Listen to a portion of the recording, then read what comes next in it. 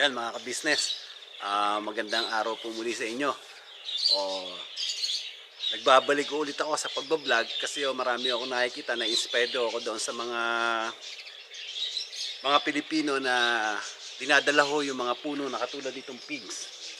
Ayan o, yung pigs na yan sa atin para padamihin at para ho yung bunga hindi na i-import, doon na lang ho doon na ani sa atin. So, kaya ako ibinlag to dahil nga ho, nakita ko medyo mahal pa ang puno ng pigs. Ito naman hong subtropical ho to. Hindi ho talaga panlamig to. Kaya ho pag lamig, dito itong puno na to naman, itong pigs na to na puno ko, sanay na ho dito yan na ano na ho, ng katawan niya kung ano yung season dito sa Australia. So pero ho yung puno ho ng pigs na to, pang ano ho to, pang mainit. So napakadali hong buhayin ito. Napakadali hong buhayin. Mamaya ho, ipapakita ko sa inyo na kapag ho yung, may mga sanghang ho yan yung branch niya. Kapag ho yan na dantay sa lupa at doon nagtagal, for example, mga 3 to 6 months o 3 months na naandoon na sa lupa, nagkakaugat ho yung puno niyan. Kaya ho hindi ho problema ang pag-ano nito, pagpaparami. Kung yung mga sanghaw, pabayaan nyo lumapag sa lupa o kaya ilapag nyo, talian nyo, magkakaugat ho yun sa pinakakatawan niya. So yun ang putulin nyo. Kaya ho next season o next year, pag kayo na tinanim nyo na at na dumami na ho yung ugat niya, mamumunga na ho yun. Pagpuproduce na ho ng bunga. Kaya lang ho, ang sinasabi ko dito, ang na-experience ko sa pag-aano ho ng pag-aalaga ho ng pigs. Pagka ho siya maraming sangha sa isang puno. Marami ho nga siyang bunga. Wag ho kayo matuwa na marami siyang bunga. Ikat niyo ho yung mga sangha at least yung sangha, at least dalawa lang ho silang nakaganon. Parang naka D-type lang ho sila. So kasi pagka marami siyang sangha at maraming bunga, maliliit ang bunga. Tapos ang nangyayari, maliliit na ang bunga, minsan nabubulok, minsan hindi nahihinog, pangit ang lasa. Matabang siya, minsan mapakla. So kaya ang gagawin nyo, yung branch na papalaki nyo, dalawa lang siyang ganyan, tapos yung mga tanggalin nyo na. Tsaka itanim nyo lang yung puno niya. Isaksok nyo lang, mag-uugat ho yun, hindi agad mamamatay. Kaya ho itong puno ng pigs, napakadali ho nito. Gusto ko lang makatulong sa information kasi pinag-aaralan nila kung paano nila may adapt, pero ito subtropical talaga to.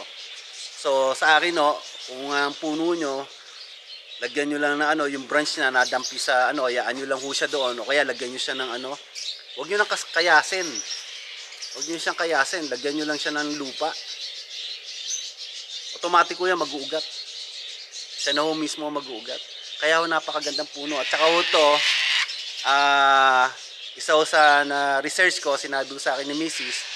na itong to, hindi ho siya bunga. Hindi ho to bunga. Ito hong pig sa inverted flower, nasa loob ho, yung instead na bubuka ho siya, doon ho siya sa loob pumunta. Kaya ho inverted flower. So kung makikita nyo, pag binuksan nyo ho siya, tingnan nyo, kukuha ho ako ng isa. Ito, hinog na to. Kaya lang madakta ho siya, yung dulo niya. So kung isa-search nyo, ayun ho siya.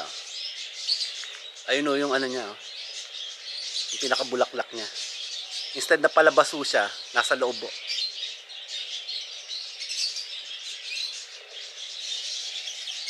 Ganda ng tingnan, no? So meron nung white flesh nito, meron din nung red. Sarap siya. Hindi siya ganun katamis. Pero naiiba siya sa lahat ng sinasabi natin bulaklak. O kung gusto niyo tawagin prutas, nasa inyo yan. Pero iba ho yung lasa niya. Malayo ho siya sa bayabas kasi ang bayabas marami din buto. Malayo ho siya doon. Para ho talaga siyang hindi ho ganun ka-sweet. Tama lang siya. Ano ba yung passion fruit? Yung mga buto nun.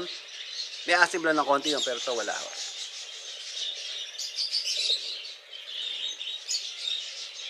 Mahilig ko kasi si Mrs. dito. Kaya ang bala ko, paparamihin ko. Sarap po siya. Madali ho siyang alagaan. Kung nakita nyo, bumili na ho kayo, halimbawa, nakita nyo medyo mahal, o ako sa inyo, sumabay na ho kayo, bumili na kayo ng puno na yun kung gusto nyo magparami nito, kung gusto nyo magbenta ng puno para maging business nyo. Kasi ho, napakadaling paramihin ng puno na to. Hindi ho siya maselan. Basta pag kayo maliliit na ano pala, yung kukonti palang ugat, huwag nyo i-shade nyo lang ng konti. Pero kailangan nyo ng araw. Huwag nyo tatanggalin sa araw. Masarap po siya. Pwede po siyang panggulay. Masarap po siya sa salad. Napakasarap po siyang ihalo sa salad. So kaya ako sa inyo, kung gusto niyo magkaroon ng small business, mag-invest kayo at least kahit 5 puno, palakihin niyo siya tapos padamihin niyo yung puno. Makapakinabangan yung bunga, may ibebenta niyo yung puno. So ayan o, at sana nakapagbigay ako sa inyo ng maliit informasyon kung may experience dito sa sa pagpapalaki ng pigs. Pero dito madali yung alagaan to.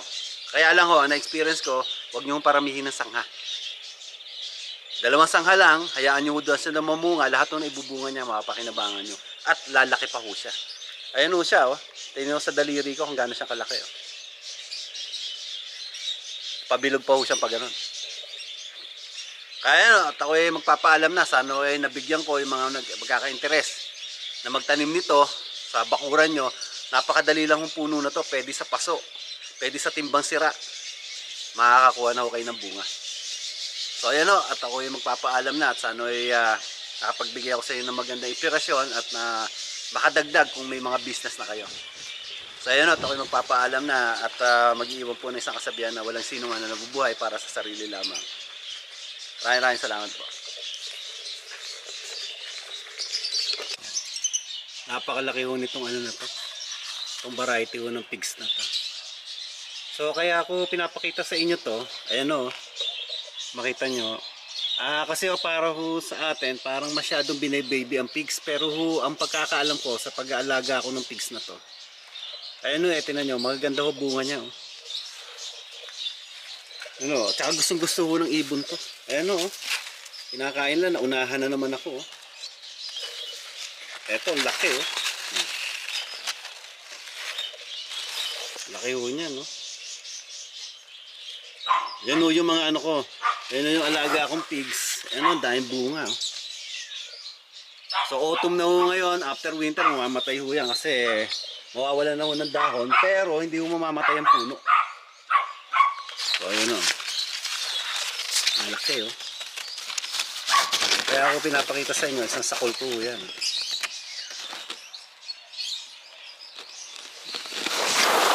Dami ho niyan.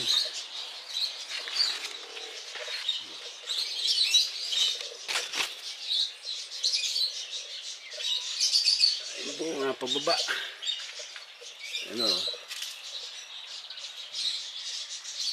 Meron pa ako kaming 2 months na na autumn. So mahihinog lahat ho yan.